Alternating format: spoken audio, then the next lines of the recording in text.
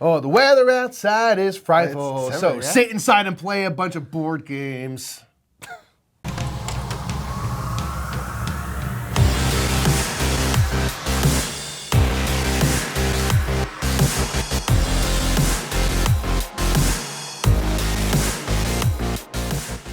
What's up, everybody? My name is Nick. I'm Mike. We are the Brothers Murph, and that's right. It's time for another Best of BGG December. That's really the only holiday part of it, but nonetheless, it got in there. So I do mention the holiday gift guide and stuff. You so do. I talk a lot of holidays. That's true. In this That's episode, true. Yeah. To be fair. But nonetheless, this is the Best of BGG. We're talking about the hottest games of the month, what people are talking about. We got a couple things that we're personally going to bring up that we're excited about. Let's go ahead and get in the news.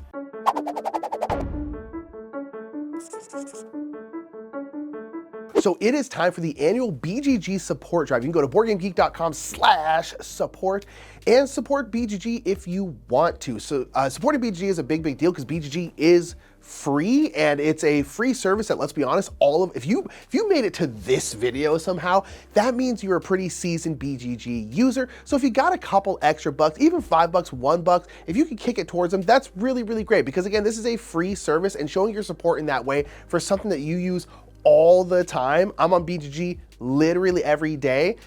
Support that if you can, and if you really, really want to. Mike and I, honestly, we're not being paid to say this. We support it every single year because it's a big deal. And board games without BGG would be significantly worse. And so make sure to check out boardgamegeek.com/support, their support drive. And I think there's some cool micro badges and stuff you can get. But if you got a couple extra bucks, consider supporting today. You know you can always find new goodies at the BGG Geek Up store, and this is no exception. There are awesome things. There are new promos all the time.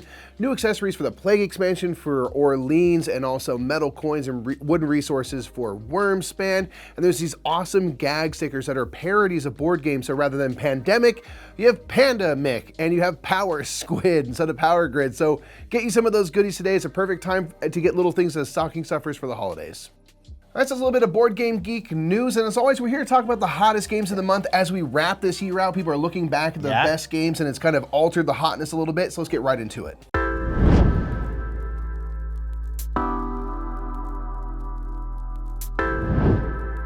Alrighty, so it's time to talk about the hottest games of the month. Very excited. A lot of these games we actually got to play recently, which is very cool. It's that time of year where there's so many new releases and stuff. Having just had Essen, a lot of those games are now making their way over here just in time for the holidays. So that has definitely impacted the hotness. So let's hop right into it. What's number 10, Mikey? Number 10 is not a brand new game, but it's a game that is always around. This is Ark Nova. Yeah, there's another game we'll talk about that's always on the list. And Ark Nova is always either 10 or honestly 11 or 12. Ark Nova's popping on the list. People are still playing it like crazy. I know that the Marine World expansion is about to hit BGA. Yep, it's on instant alpha now. So it'll probably get a fuel to the already bonfire. Huge fire that is. And I love Ark Nova, don't get me wrong. It's just so much fun. But yeah, this game is around, we talk about it almost every single month for, 2020. Came out in 2021, and we have been talking about it since then. It has been in the conversation.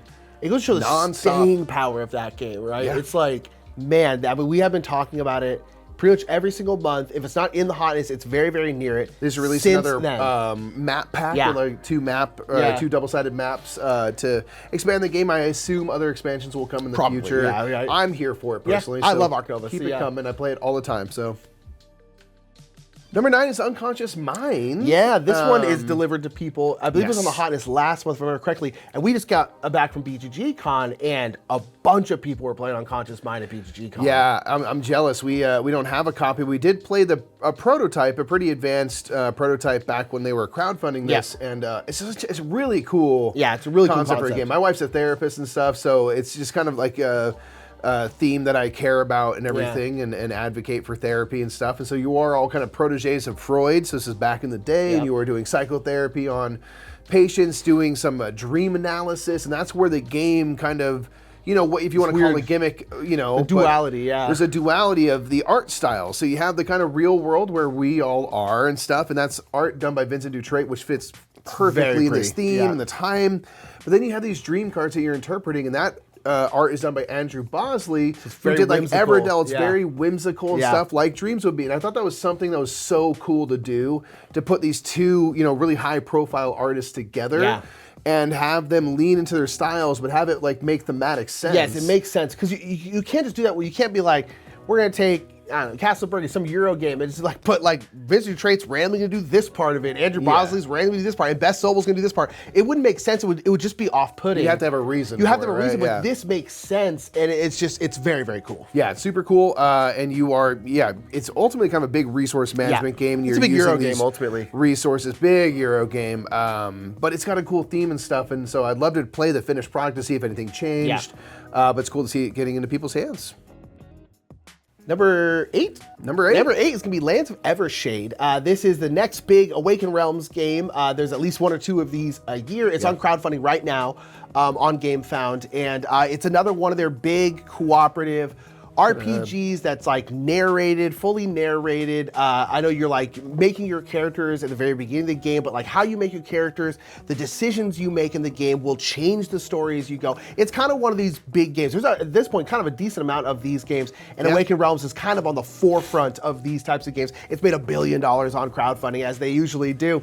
But people, I mean, again, like there's obviously still that desire for these kinds of games because they still tend to do very, very well. Yeah. And yeah, it's just, I think there's something to be said for like D&D, right? Everyone like kind of wishes you could play these RPGs, but it's a little bit difficult if you don't have someone who's your dungeon master who can kind of curate the story for you. There's no DM needed. And these games basically provide that for you, where you have this story that has branching paths and things like that. And so we can kind of get into some of the role play elements and stuff without having to generate the story. And I think that's what keeps people coming back to these, because that is a really fun thing to do, but it can be, you know, kind of daunting to be like, make up a whole universe and world or whatever. And so it makes sense that, you know, that these types of games, I think, have the popularity they do. Yeah.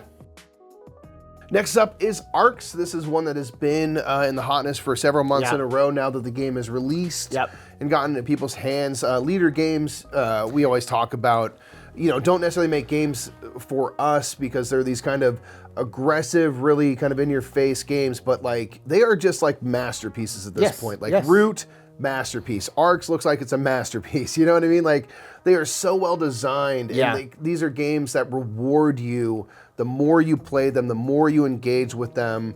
There's kind of like a little mini campaign mode you can play with Arcs that kind of changes stuff from game to game. Leader Games is doing such cool stuff. I just like always appreciate, just as a fan of board games, what they do. And even if the games are a little, you know, we're a little more passive in our gaming, but like, it's just so cool. Well, and it's just, not that everyone on the internet is not always the most discerning people, but it's like, you are also, it's totally fine to be like, this game isn't for me, but that I acknowledge that it's a great game. That's how we are with lots of games, but really with every kind of Cole Wehrle game, I fully admit that Cole Wehrle is a genius, although Cole Wehrle doesn't really make games for me. That's a me thing, and we're clearly in the minority in a lot of this stuff because Arcs is so popular. Arcs, I kind of mentioned during Arc Nova's be another game that we're going to talk about every month, probably for a while. Strap in. Arcs has been on here for a number of months now. It's probably going to be on here for many more months. I think the day of recording this, it's #1 on the hotness again because people are constantly talking about it. They're constantly clicking about it. It's a great, we've played it. It's a great game. It's just not really a game for us, and that's totally okay. Like being able to admit, like, oh, it's a great movie. Not really for me, but I can acknowledge it's a great movie. That's how this game is. It's like this game is incredible and people love it. And it's not going anywhere anytime soon, and that's great. That's really great. It's going to be around for a while, and it seems to deserve it. All right, next up is the Lord of the Rings Duel for Middle Earth, man. This has been popping off. This is really everywhere right now. It's been played a lot. It was played a lot of BGG Con. Now it's going to top in the most played games of the month. We finally got our copy of it. We played it. We really, really liked it. This is Seven Wonders Duel, but kind of reskinned and retooled for Lord of the Rings. So now you're playing, it's kind of like the Shadow Army, the Sauron part, and then the Free Peoples. And it's kind of the same thing where you have the same kind of card pyramid. You're getting resources, like you do, the resources are different, but it's still kind of the same resources. You're putting cards into play.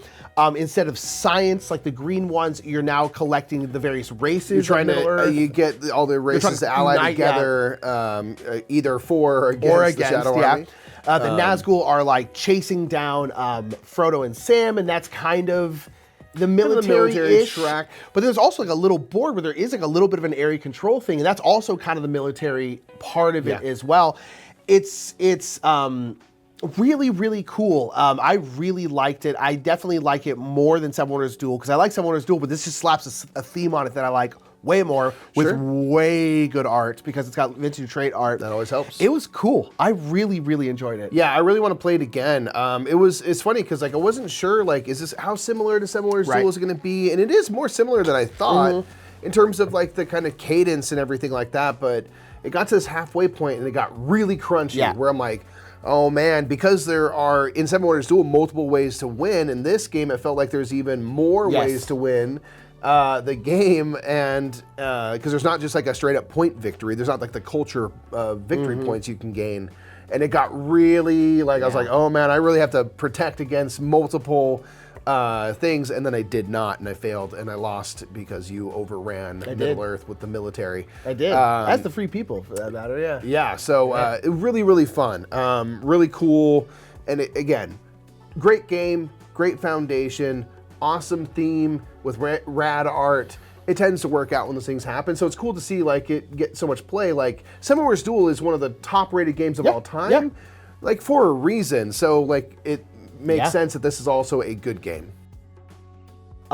We got to play this game this month. This is gonna be Civolution. Sure and shouts out to Aldi. Aldi is the one, the founder of Board Game Geek, is the one who taught us this game. Thank you for teaching us, because it's a very large game. It is she large. She a big girl. It's just a lot of stuff you can do. Yeah, this game is wide open. We had a couple friends ask us like, "Hey, we're gonna play Civolution. What strategy should we take?" We're like, "I don't know. Just choose something and do that." Yeah. This is a very big Stefan Feld game. Where it's got Civ builder. Yeah, big Civ builder where you're kind of like deities, kind of like building this world and kind of seeing what happens and stuff like that. Kind of doing like high-res Minecraft. Like Yeah, you're just building stuff, making talk. people, doing things. Yeah, but it's got this great, kind of Castles of Burgundy-ish, where your dice are going to determine kind of what actions you can do, and you're always going to be combining two dice together, like a 3 and a 6, and then there's all these actions in these columns. There's like the 1 column, 2 column, 3 column. So if you put a 3 and a 6, you can either do the action where it's 3-6, or you can go over to the 6 column and do 6-3. Yeah. And that'll dictate kind of what action you do. And then you have ideas, which are kind of like your workers, where you can manipulate the value of your dice. But that's kind of how you do your action selection. I really enjoyed that action selection system. And then all these actions have their base amount, base thing that they do, but then you can upgrade them twice to make them even better. So there's just like so many avenues, because there's like, how many of those different actions were there? Like 20, 25? Yeah, around, there's just a bunch. And they can all upgrade 3 times. I mean, it's just like, oh my God. And so through that, through the kind of card play, you will kind of create a pathway for yourself. Yeah. You might be more on the board and exploring around and building buildings. You might be really focusing on the card play, and all these different avenues and ways to explore are going to help you bump up these kind of tracks, which represent the sort of like the prosperity and stuff of your I don't know, world that you're creating. And in different eras, there's 4 eras you'll play as. You'll score each of the tracks at different points. You kind of want to make sure you're bumped up the track in time for it to score, so you get the best benefit out of it. There's a bunch of end game scoring things as well. This is really like, Stefan Feld is known for making like point salad games, meaning there's many things that are valuable. This game very much gives you a wide open sandbox to play in. It's like that on steroids, yeah. Yeah, and you can just like, there's kind of these emergent strategies that come as you start to upgrade certain actions, or just based on the dice you roll. It's like, okay, well, right now my dice are really funneling into these types of actions, so how do I kind of, make a tactical switch and start making use of what I have here? There's a ton of stuff. There's just kind of like, this is one of those feels like infinitely replayable because you'll never do the same thing there's so much twice, to do, which is really cool. So again, it's been on the hotness for a couple months now, ever since Essen basically, is SETI, the search for extraterrestrial intelligence. This is a game we're very, very highly anticipated by us. We did get a chance to play it. It's very, very fun. This is a game where you are looking for extraterrestrial intelligence, and you will find it in the game. There's always going to be 2 alien races, and there's 5 in the game. You don't know which ones are going to be in the game until you explore them. You'll do the whole thing like kind of face down, so you don't know what's coming. And yeah, you're like scanning the stars. You're like putting out probes that can go and orbit around the various planets in our solar system. You can land on the various planets and moons in our solar system. All those things are going to give you essentially like evidence to some degree. Yeah, There's like pink, blue, and yellow. You're collecting evidence. samples and things like that, and they are, it's evidence of life. Yeah, and then once there is, the group as a whole has collected essentially one of each kind of evidence, you will then discover that alien race and then figure out what it is. And then it opens up all this stuff because all the alien races are different. They all work differently. Yeah. Like one was like a pick up and deliver thing that then got added to the game. And again, you kind of don't know what's coming. And it's really, really cool. This is one of those games that's interesting because it's like when you're doing the individual actions in the game, it wasn't that complicated. It's like, oh, you want to put an orbit, you want to put a probe out into space? Okay, it costs 2 credits. That's the entire action.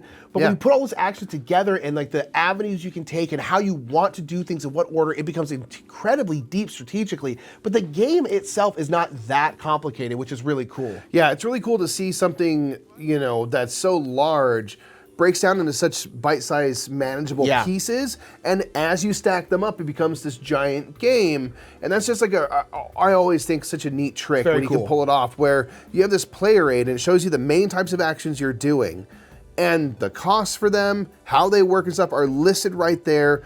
They are reinforced with the iconography on the player board, so it's very easy to understand and see and kind of make the game as intuitive as possible. Yeah.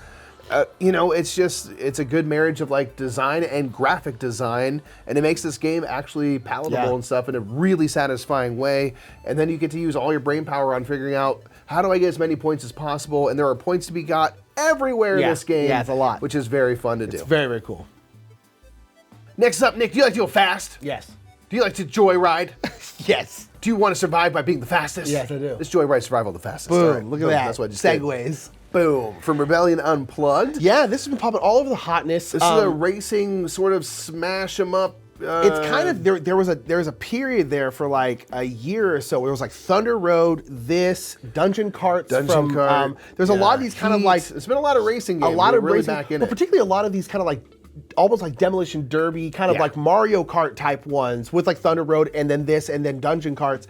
And then this one is super fun. I really, really loved Joyride. Yeah, I got to play this back when they were crowdfunding. Yeah, it's just cool. Yeah, you have this like track. There's a whole bunch of different tracks. You basically have essentially different like objective parts on the track that you're trying to drive through. But you can also drive through in either direction. So sometimes you're like whipping around and going through it this way and like stuff. Gates essentially, like if you're like skiing. So you need to get through them any which way you like. Exactly, and it was really, really fun. You're just getting tons of damage. You're getting all these like upgrades onto your cars. You're like sliding around. You can like slam into each other, which is actually like a really effective way to slow down. Strategically crash and slow yourself down. Yeah, because you're kind of shifting gears, kind of like in Heat in a similar way where you're shifting gears, but you can only shift down like one thing. And sometimes you're like, you have a straightaway, so you want to go really, really fast.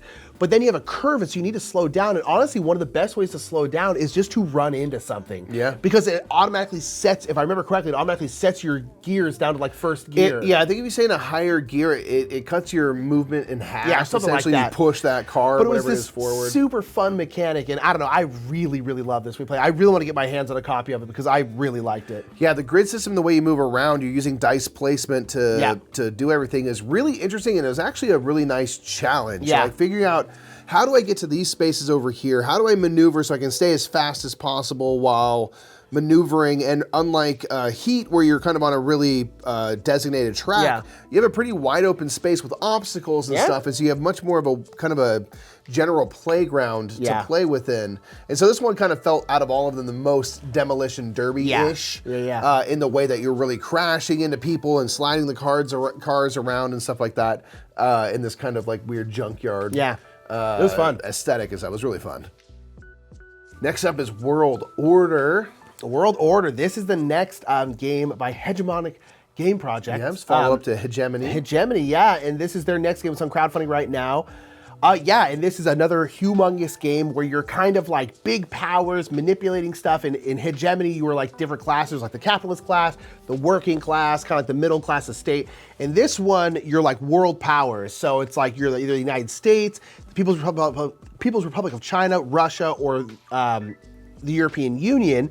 And you're trying to essentially gain control and like kind of have things go your way. Kind of Very shape the future. Yeah, it's like geopolitical stuff is what it is. And it's very much like kind of just how the world works in that way. Right. Where you're making these huge decisions and stuff like that. But it's by those same people. And Hegemony has been this humongous smash hit. Yeah. People really, really love it. Again, kind of talking back to like ARCs, like I don't know. We have Hegemony, and I actually do want to try it. I would still like to try World Order. I don't know how much these games are going to be for me. Might be a little too close to reality. Yeah, I don't know. Like just the whole like we're world powers. Like it's just I don't know. It's just to me it's not super interesting of a theme. Sure. But again, like I appreciate how much thought goes into these games and how much people really really enjoy them. Again, it kind of goes back to that thing where it's like you can admit a game is great and not even and understand that it's not necessarily for you. And World Order seems really, really cool. It's just, I mean, people love Hegemony so much. Kind of takes that and zooms out to a global scale now. And it looks like they're following it up with another absolute banger, which is very cool. You know, I'd love to see it. Yeah, it's cool to see good games getting made with interesting themes for sure. Yeah.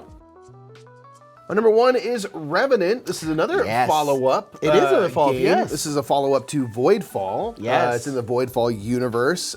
This is ultimately a worker placement game. Yeah, where, actually. This is funny. Yeah, it's almost semi-cooperative in nature because you have this fleet of ships, which are the worker placement spots on the board, and they're kind of constantly under attack by the Voidborn. So you are doing these hyper jumps to get away from these threats and trying to keep this fleet of ships as healthy as possible, or even build new ships, because each ship is kind of allied with the House of Power. And we, in doing all these things, are trying to gain as much influence as possible in the most powerful houses. And the power of those houses will be represented by how many ships they have on the board. So the more, the better. So you were trying to basically, well, I don't mind if that ship over there gets destroyed, because I'm not really good with that ship. I'm not really up on that track. Yeah, I don't have any, I don't have any skin in that game over there. There's no horse in that race. I'm over here doing this thing. So you were trying to like strategically protect certain ships. And do things like that, but ultimately you want the kind of fate of your empire and memory of it to survive this threat, which is really interesting. It's this interesting thing where it does feel kind of semi-co-op, because like if the Voidborn, which is a huge threat, come through and destroy all the ships, everyone suffers. But like you might be okay with some ships get destroyed, and you need to kind of manipulate it so that the ones that you care about don't. But it is this kind of thing where it's like if everything is going bad, it's not really good for anybody. And so it is this kind of weird semi-co-op thing. And then the rest is all just like bumping these tracks, which again is just influence on these great houses. And then couched around a worker placement game, which is good. But also when you lose one of those ships, as Mikey said, that's the worker placement spots. So you're also losing those actions, which is kind of tough. And there's one game of this, we got a chance to play it, where like by the end of the game, there were like no ships left on the board. And we were like, I kind of can't do much, because all the we're like, oh, we really shouldn't let this happen in the future. So it's an interesting thing. That's what's kind of interesting, that idea that like, it's not just that maybe your points get affected, but the types of actions you take can get, vastly 100%. limited by how much you let the Voidborn kind of do their thing. So there's a lot of really interesting things to consider. It's very different than Voidfall, but in that same kind of world of intrigue and stuff like that, which is always cool to see, because Voidfall was so successful. It's cool to see a game that does something a little bit different, but uses the same, similar settings and stuff. To kind of let you play in a new playground and stuff. Playground in new that but world. familiar. Indeed. So that's the hotness. That's the hottest games of the month. I always like to end up by talking about like not just what people are talking about, but what are people actually playing? Kind of a different kind of hotness. The most. It's just like what are getting to the table, or what are people playing on Board Game Arena the most? And we got 10 games here for you. So you can log your plays on BGG and it'll show up in here. So these are 10 most played games of the last month. So number 10 is Lord of the Rings Duel for Middle Earth, which is that on BGA? Not that I'm aware. So that's all people playing it analog, maybe, which has 6,613. Wingspan has 6,683. Terraforming Mars has 6,749. Bombbusters. Ooh. Been getting played. Nice. Bombbusters has 6,863. So that's pretty good. That's also awesome, analog. man. That's good. Then we have Azul, which is usually here, with 6,893. Forest Shuffle with 7,588. Far Away with 9,013, so a pretty big jump there. Then we have Harmonies with 10,214. Arc Nova, which is always near the top here, with 11,040. And yet again, for another second month, Sky Team with way more than everyone else has 12,732. So 2,700 more than Arc Nova. People are playing some Sky Team. Well, the expansion, the Turbulence expansion is now also on Board Game Arena. So on top of winning the Spiele, it has new content to play. It's just easy to get played. It's easy to play because you can play multiple rounds pretty fast. So a lot of these games that do show up here, Bomb Buster's the same thing. Like each round itself is not super long. You'll probably play a few in a row, and if you log those individually, because they are separate plays, it can really help boost those numbers. But Sky Team's out here doing it. That's pretty great. That makes me happy to see. So that's the hottest games of the month. Mike's dead. The hottest games of the month. Hard cut to me as a corpse. Those are the hottest games of the month, but we have a couple of things that we liked and enjoyed on Board Game Geek. So let's hop into some Murph picks. Now, I mentioned the holidays earlier during the news, and for my Murph pick is the BGG Holiday Gift Guide. There are many channels out there that do holiday gift guides. I think they're super duper useful, and Board Game Geek, as always, is really great at curating these organized lists and stuff to give you different types of games that fit different categories and stuff, so you can hopefully make some informed purchases to play with your family or your friends or whoever you want to get together with over the holidays. So what's really great is you can go through and you can look for like cooperative games. They'll have a listing of cooperative games that are there with links to purchase these games and stuff for you. If you want to get into some heavier games, they have those for you. If you want to keep stuff on the lighter side or party games, they have all sorts of categories. There's a bunch of great games to explore that maybe you haven't had a chance to play yet. So I highly, highly recommend you go check out the Holiday Gift Guide. So my Murph pick is acrylic. It's a shelving thing by Silence is Golder. So I'll try to figure out how to say it. So basically what they did is they had some extra acrylic shelves and they attached them to the side of their Kallax shelves, which they use for their board games, to make little small box storage. And I was like, that's a really good kind of thing to do, because small boxes, particularly in something like a big Kallax, where if you have a big like open area, small box storage is kind of difficult because they're so small. You have to like stack them in these big stacks. They fall over easy. They can kind of slide all over the place. So it's always that kind of weird, like, how do you store your small games? We always use just like bins that kind of go into a shelf so that we can kind of have them organized. But what Silence is Golder did is they put them on the outside of the shelves with these acrylic shelves and just screwed them into the side of the Kallaxes. And then now there's these nice little shelves, and you can basically put little games in there, and they're kind of probably displayed on the side. I think it's a great idea. And actually someone in the comments of that forum post basically said, oh, I did the same thing, but with spice racks. And so I believe they posted a little picture of it. And so they did the same thing where they screwed like little spice racks to the side of their shelves and put games in there, because spice racks are kind of a really perfect size for games. I know like a lot of people use like acrylic nail storage things, because again, it's like that kind of acrylic plastic, but they tend to be about this big, so you can fit a couple of games there. They're really, really nice. I just thought it was nice to kind of do that. I'm always interested in, like, you know me, whenever I'm picking stuff from Murph Picks, a lot of times it's like cool 3D printed stuff for games, or like shelving storages, or stuff that people make. I love how crafty people are, and I love how passionate board gamers are, so much so that they do stuff like this, or they make these things, or they create these 3D printed files for this game that they love. I just think that's a really, really cool thing. It really shows the passion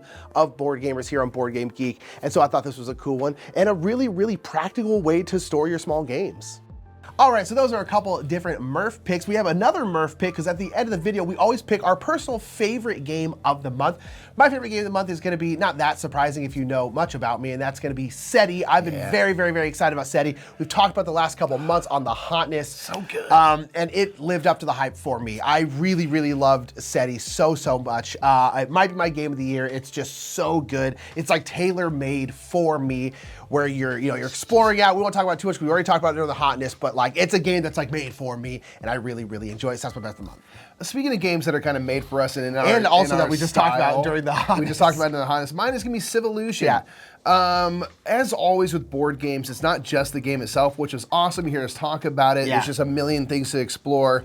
But we got to play this at BGG Con. We got to play this with Jamie from Foster Meeple, who you see right here on Board Game Geek. We got to play with Aldi, who made Board Game Geek, and just the company and everything of that was just like, that's what cons are so good for creating like the time and the opportunity to play like just big, heavy games that take several hours, and you get to just enjoy that experience and the table talk and everything like that. So that mixed with the game also being awesome, just kind of set it aside, above the rest of them for me. That's fair, that's fair. So this is our best of the month. Down in the comments below, let us know your best of the month, the best game you played, your favorite game. And until next time, I think that's it. I'm Nick. I'm Mike. We're the Brothers Murphy. Not sure what that was. I just gave myself a concussion. I don't know what I did.